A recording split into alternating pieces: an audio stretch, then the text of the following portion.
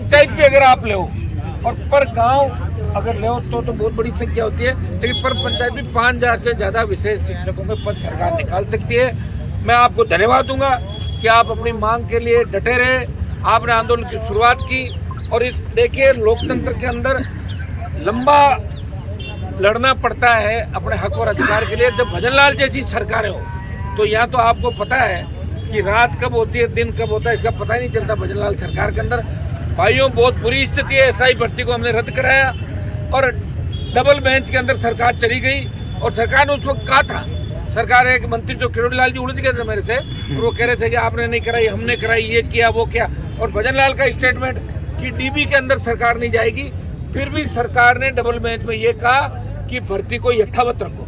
यहाँ सरकार की करनी और करने के अंदर अंतर नहीं है, क्योंकि लोकतंत्र की हत्या इस देश के अंदर हो गई। और राजस्थान में भी कांग्रेस बीजेपी मिलकर सारा काम कर रहे हैं। अंतर चुनाव का परिणाम भी आपने देखा होगा, जहाँ कांग्रेस भारतीय जनता पार्टी मिलकर एक संघर्ष करने वाले व्यक्ति को हरा रहे थे, ये आपने देखा। इसी तरह हम लड़ रहे सड़कों में लगातार 25 साल हो गए, और ये 25 साल के संघर्ष का ही परिणाम है कि 4 बजे तक की परमिशन थी और 6 बजे आप बैठे हो। कि कानून हम हाथ में लें, लेकिन सरकार हमें मजबूर करेगी तो वो रास्ता भी अख्तियार करना पड़ेगा। लोकतंत्र के अंदर कानून रखवाले के लिए बना, कानून अगर हमारे लोगों को डराएगा तो उस समय एक नई क्रांति की आवश्यकता होगी। नई क्रांति राजस्थान की धरती से होगी। भाइयों, विश्वास दिलाता हूँ कि आज जो विशेष शिक्षक भर्ती का आपने मामला उठाया, मैं आपको धन्यवाद दूंगा।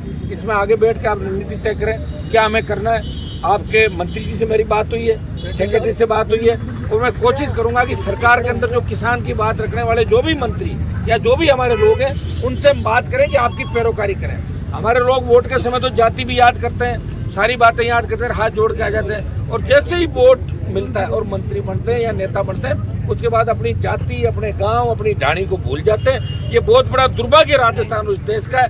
मैं प्रयास करूंगा कि आपकी जीत हो। आप जिस मुद्दे को लेकर बैठे हैं, हमेशा राष्ट्रीय लोकतांत्रिक पार्टी हनुमान बेनीवाल और उनकी पूरी टीम आपके संघर्ष के समय में आपके साथ खड़ी है।